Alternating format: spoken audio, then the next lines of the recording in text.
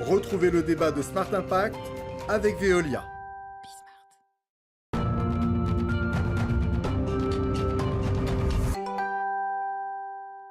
On ouvre le débat de Smart Impact consacré au label bas carbone et aux limites de la reforestation. Pour en parler en visioconférence avec nous, Alain Carsanti, économiste et chercheur au CIRAD, département environnement et société. Bonjour, est-ce que vous m'entendez bien ?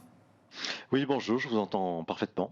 La liaison est bonne. Et puis au téléphone, Olivier Picard, qui est directeur du Centre régional de la propriété forestière Occitanie. Bonjour Olivier Picard. Bonjour Thomas Hugues. Bonjour Monsieur Carsanti. Alors, peut-être une définition pour commencer. Quand ce label bas carbone qui a été lancé en 2018 par l'État français, il permet quoi, Alain Carsanti ? Ça signifie quoi exactement ?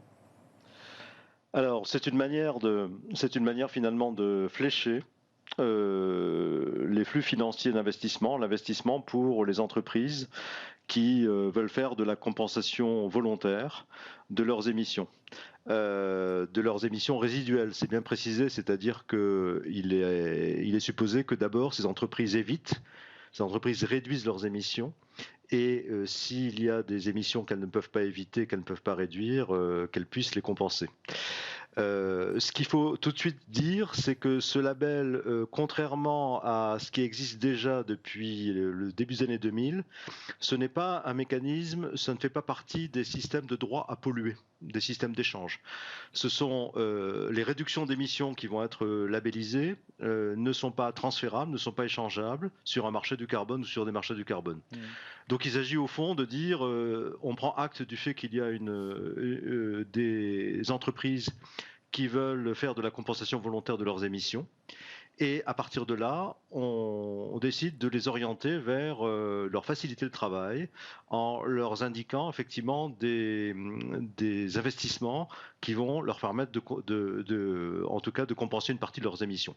Alors on pourra discuter du fait de savoir si ce terme de compensation est vraiment adapté. Je pense que c'est une des grandes faiblesses de ce label. Oui. Et puis, vous l'avez dit, la difficulté tient dans ces mots émissions résiduelles. C'est-à-dire que la question, c'est est-ce qu'il n'y a pas des entreprises qui mettent la charrue avant les bœufs ? C'est-à-dire qui commencent par choisir la reforestation pour présenter un bilan amélioré sans s'attaquer aux émissions principales. Est-ce que ce n'est pas là, Alain Carsanti, la principale faiblesse finalement de l'utilisation du label bas carbone ? Oui, non, mais il est certain que ce label va être utilisé par un certain nombre d'acteurs pour faire du greenwashing et pour se dispenser de réfléchir et de travailler à la réduction et à l'évitement de leurs émissions. C'est tout à fait clair. Maintenant, si vous voulez, c'est un de ses défauts, c'est vrai. Le label ne peut pas tout, c'est-à-dire que le label a forcément un champ d'investigation relativement limité. Il s'agit de regarder ça. Ça ne peut pas être un audit de l'ensemble de l'entreprise, effectivement, pour savoir si l'entreprise, dans toute son activité éventuellement internationale, véritablement réduit, évite. Il s'agit bien véritablement de quelque chose d'assez limité. Je dirais que c'est un problème, mais en même temps, c'est beaucoup moins grave que sur le marché du carbone international, où là, il y a des permis d'émission qui sont des permis à polluer, qui permet effectivement, dans le cas que vous évoquez, c'est tout à fait juste, en tout cas, d'avoir des crédits carbone qui sont parfois ce que j'appelle des fois de la fausse monnaie climatique, et qui vont servir surtout à un certain nombre d'entreprises, et voire de pays, de dépasser les niveaux réglementaires, en tout cas les niveaux négociés d'émissions. Donc là, on n'est pas, avec ce label bas carbone, dans un système de droit à polluer, c'est-à-dire que d'une certaine manière, les approximations et les défauts sont, à mon sens, un peu moins graves que ce qu'ils sont dans d'autres secteurs.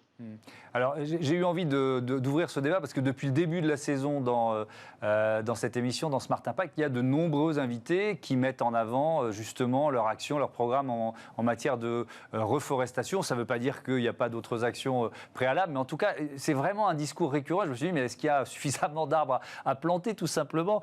Olivier Picard, est-ce qu'on sait justement, peut-être dans votre région en Occitanie, combien d'arbres ont été plantés depuis 2018 avec ce système, avec ce label bas carbone ?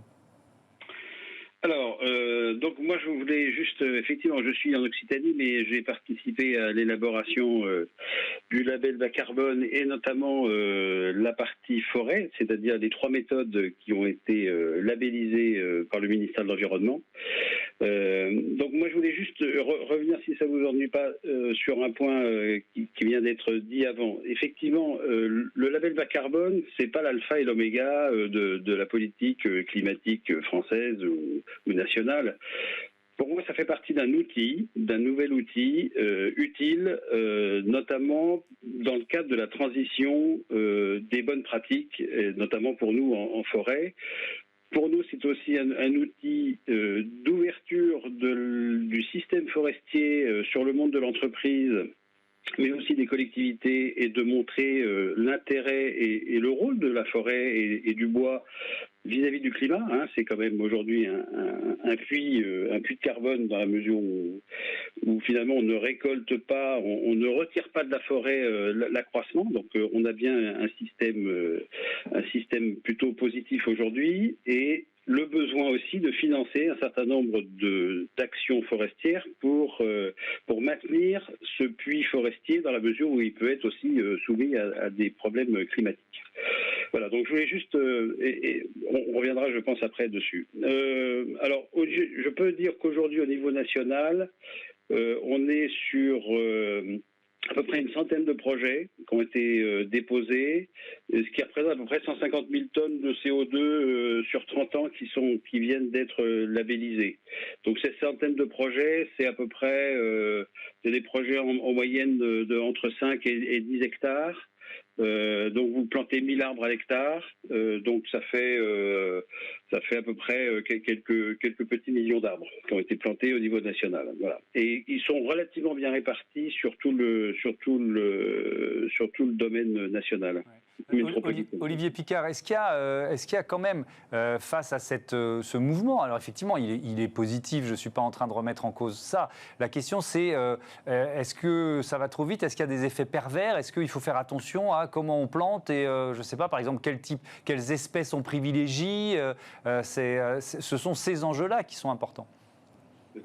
Aujourd'hui, je pense que le label bas carbone, grâce aux méthodes qui sont labellisées, et ces méthodes-là, alors nous avons été promoteurs des premières méthodes, mais il y a d'autres acteurs forestiers qui sont en train de proposer d'autres méthodes d'évitement de coupe rase, de systèmes irréguliers, voire maintenant, nous, on vient de déposer une nouvelle méthode sur le pin d'Alep adaptée à la forêt méditerranéenne, alors en constitution après incendie, par exemple. Donc, ce que je veux dire par là, c'est qu'on essaye de se mettre dans un cadre qui permet l'identification des projets par des professionnels de la forêt, qui est instruit par l'État et qui est audité. Donc on a quand même une traçabilité, un système de contrôle qui nous paraît tout à fait intéressant, comparé à d'autres systèmes et d'autres... on voit des start-up qui sortent un peu de partout et qui vous vendent un arbre par-ci, un arbre par-là, et derrière, il n'y a souvent pas de suivi. Or, une forêt, je regrette, mais quand on plante des arbres, ça veut dire qu'il faut des entretiens pendant 5 à 10 ans et d'avoir vraiment derrière un système de gestion, finalement, un gestionnaire professionnel ou un propriétaire forestier qui soit tout à fait aguerri et qui suive de près ces arbres de manière à ce que dans 30 ans, 40 ans ou 100 ans, les arbres soient toujours là. Et en bonne santé. Oui, effectivement. Alain Carsanti, il y a un peu une course, si on sort du territoire français, certains États ou des compagnies pétrolières, par exemple, qui se livrent à une sorte de course au record, quoi, à celui qui annonce le plus d'arbres plantés. Comment vous réagissez à ça ? Oui, alors là, on est devant une sorte d'effet pervers, qui est très, très, très lié à la communication. Bon, disons que globalement, là, on rentre dans le domaine véritablement de la fabrication de crédits carbone qui sont des actifs financiers transférables sur des marchés carbone, qui servent effectivement dans le cadre d'engagement volontaire des entreprises et qui là, effectivement, souvent masquent des contradictions dans la politique des entreprises. C'est-à-dire que, notamment les pétroliers, aujourd'hui, c'est très clair que l'EIA vient de sortir un rapport que tout le monde, certainement, vous avez commenté sur votre antenne, qui effectivement demande qu'on renonce dès aujourd'hui à l'exploration de finalement, de nouveaux gisements d'hydrocarbures. Et c'est bien pour ne pas renoncer à ces explorations qu'aujourd'hui, un certain nombre de grandes compagnies, finalement, se lancent dans des plantations d'arbres à grande échelle, qui en plus risque d'avoir des effets pervers puisque, premièrement, ça ne peut pas compenser les émissions. Les seules émissions neutres, ce sont celles effectivement qu'on n'émettra pas. Il y a un problème qu'on n'a peut-être pas le temps d'évoquer, mais qu'on appelle celui de la non-permanence, c'est-à-dire qu'il faudrait que les arbres plantés soient encore là et stockent du carbone pendant plusieurs siècles pour véritablement atteindre qu'on neutralise les émissions. En fait, c'est une garantie qu'on ne peut jamais offrir, donc c'est un problème absolument récurrent et qui donc de toute façon est absolument qu'on ne peut pas résoudre dans le cadre avec les forêts ou avec effectivement l'agriculture. Et l'autre problème, c'est que la plupart du temps, comme ces entreprises veulent faire de la compensation rapide, puisqu'elles émettent tout de suite et il faut ensuite démontrer qu'on va compenser ces émissions, elles choisissent effectivement des arbres à croissance rapide qui peuvent avoir des effets en termes de biodiversité ou en termes d'impact sur les sols ou les nappes phréatiques, effectivement, qui peuvent être très mauvais et très négatifs. Donc il n'y a pas de réflexion la plus systémique, il n'y a pas de réflexion très souvent sur ce qu'il faudrait faire pour aider les pays et les populations du Sud pour planter des arbres et avoir des pratiques agricoles qui véritablement correspondent à leurs besoins et qui en même temps remplissent un certain nombre de fonctions et de services écosystémiques. Parce que le problème, c'est que jouer tout sur le carbone, c'est aussi très souvent risquer de rentrer en conflit entre plusieurs services écosystémiques, la séquestration du carbone, la biodiversité, éventuellement la disponibilité de l'eau et d'autres et les besoins des populations. Et ça, c'est effectivement un des problèmes aussi auxquels le label bas carbone n'échappe pas complètement, puisqu'il n'a pas cette espèce de pensée systémique sur comment investir intelligemment et ne pas chercher forcément à maximiser le carbone, mais essayer au fond de regarder plusieurs aspects. Merci beaucoup, merci Alain Carsanti, merci Olivier Picard pour ce débat qui était passionnant. On passe à Smart Ideas, tous à la plage.